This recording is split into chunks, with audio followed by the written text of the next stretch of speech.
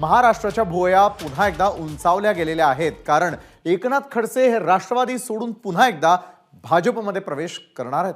मात्र भाजप सोडत असताना त्यांना केलेल्या आरोपांचं काय, भाजपमध्ये प्रवेश करून खडसेंचा पुढचा प्लॅन काय आणि भाजपमधील जुन्या नेत्यांसोबत खडसे पुन्हा एकदा कसे जुळवून घेणार असे प्रश्न महाराष्ट्राला पडलेत।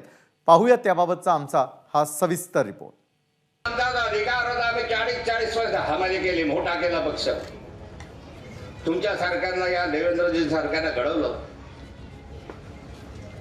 आणि मग आमचा अधिकार असताना तो डावलला गेला, सातत्यानं अपमानाची वागणूक दिली गेली, सातत्यानं या ठिकाणी हिणवणी केली गेली। तर आता म्हणून काय केलं पाहिजे? एकनाथ गणपतराव खडसे यांची 2 वर्षापूर्वीची ही वक्तव्य भाजप सोडला त्यावेळची।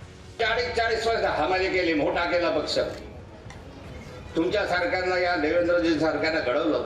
मात्र एकनाथ खडसेंनी आता 360 अंशांमध्ये यू टर्न घेतलाय। ज्या घरात 40 वर्ष हमाली केली असं खडसे म्हणतायत, त्याच भाजपमध्ये एकनाथ खडसे पुन्हा परतणार आहेत। स्वगृही परतताना खडसे काय म्हणतायत तुम्हीच ऐका।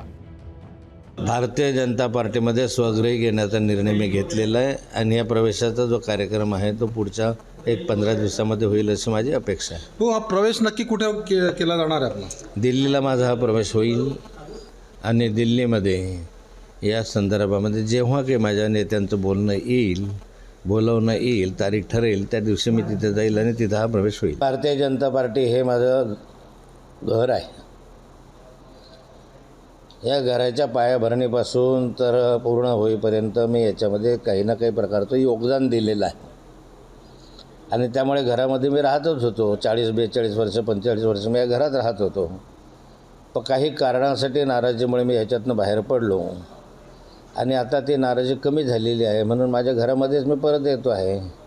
त्याबद्दल काही नवीन काही नाही ना। संकट काळात त्यांनी मला हात दिला ही खरी आहे, मी त्यांचा ऋणी आहे।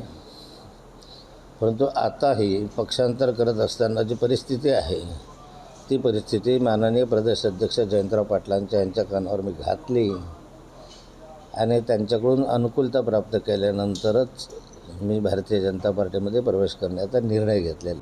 नाथाभाऊ अर्थात एकनाथ खडसे सडेतोड, आक्रमक आणि थेट बोलणारे नेते। अगदी सरपंच पदापासून त्यांच्या कारकिर्दीला सुरुवात झाली, त्यामुळे जळगावसह खानदेशामध्ये त्यांना पाठिंबा देणाऱ्यांची संख्या मोठी आहे। 1980 मध्ये त्यांनी भाजपमध्ये प्रवेश केला। 1987 मध्ये ते कोथळीचे सरपंच झाले। 1989 मध्ये ते मुक्ताईनगरचे आमदार झाले। 1989 ते 2019 सलग 6 वेळा ते आमदार राहिले आहेत। 1995 ते 1999 मध्ये ते मंत्री होते। 2009 ते 2014 मध्ये ते विरोधी पक्षनेते होते।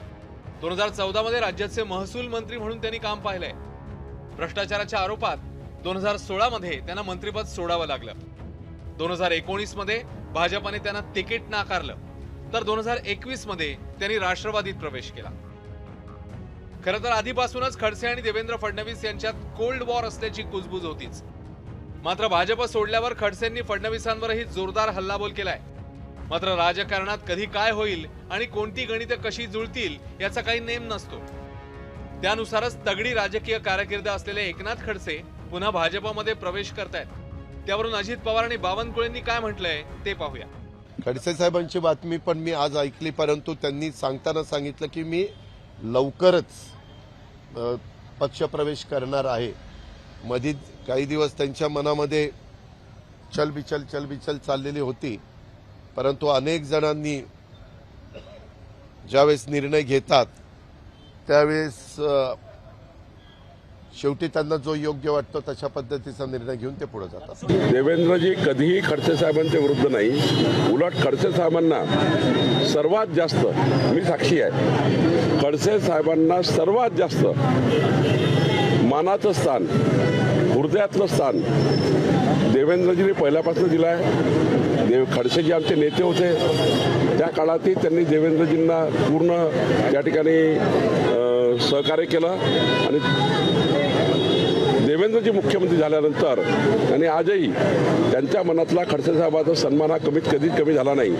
भाजपसह महायुतीतल्या नेत्यांनी खडसेंच्या भाजप प्रवेशाबाबत सकारात्मक भूमिका मांडली असली तरी विरोधी पक्षांनी मात्र त्यावरून नवे कयास काढले आहेत। खडसे साहेबांवरती जे आरोप भाजपनं केले होते किंवा भाजपने जे आरोप खडसेंवर केले होते त्या आरोपांचा आता कोणत्या ही वेगळी वॉशिंग मशीन आली आहे का? पक्षांतर्गत लोकांनी एकमेकांमध्ये केलेले आरोप धुवून काढण्यासाठी बाहेरचे ठीक आहे, काँग्रेस, राष्ट्रवादी, शिवसेनेकडून आलेल्या लोकांचे आरोप धुवून काढायचे, पण खडसे तर तुमचेच होते ना. त्यांनी फडणवीस यांच्यावरती केलेले आरोप किती गंभीर होते. लोकांना हळूहळू परत त्याचं स्मरण होईल. खडसे साहेबांच्या बद्दल सुद्धा खोट्या पद्धतीचं ब्लॅकमेल तिथं केलं असावं. ज्या व्यक्तीला तुम्ही तिकीट नाकारलं म्हणजे तावडे साहेब, त्या व्यक्तीच्या हातामध्येच एवढे मोठे अधिकार आता यायला लागलेले आहेत की त्या सगळ्या गोष्टी बघितल्यानंतर देवेंद्र फडणवीस साहेबसुद्धा आणि त्यांच्याबरोबर त्यांचे जे नेते आहेत ते सुद्धा कुठेतरी घाबरलेले आहेत. आणि जे देवेंद्र फडणवीस साहेबांचं भाजपमध्ये, राज्यातल्या भाजपमध्ये जे फॉलोअर्स होते, नेते त्यांच्या पाठीमागे फिरायचे, ते आता तिथं न फिरता दिल्ली वाऱ्या जास्त करत आहेत. हे सुद्धा आता आपल्याला कुठेतरी बघायला मिळतं. 40 वर्षांची प्रदीर्घ राजकीय कारकीर्द असलेले एकनाथ खडसे आता पुन्हा एकदा भाजपवासी होत आहेत, तेही ऐन लोकसभा निवडणुकीच्या रणधुमाळीत. त्यामुळे त्यांच्या सुनबाई भाजपच्या उमेदवार रक्षा खडसेंना फायदा होणार आहे का? मुलगी रोहिणी खडसे शरद पवारांच्या राष्ट्रवादीतच राहणार असल्यानं एकनाथ खडसे ही तारेवरची राजकीय कसरत कशी करणार पाहणं महत्वाचं आहे. आणि त्याहीपेक्षा कधी काळी ज्यांच्यावर आरोप केले त्या देवेंद्र फडणवीस आणि गिरीश महाजनांसह इतर नेत्यांची केमिस्ट्री खडसे कशी जुळवतायत याकडे सगळ्यांचं लक्ष लागलंय. ब्युरो रिपोर्ट, एबीपी माझा, मुंबई. एबीपी माझा, उघडा डोळे बघा नीट.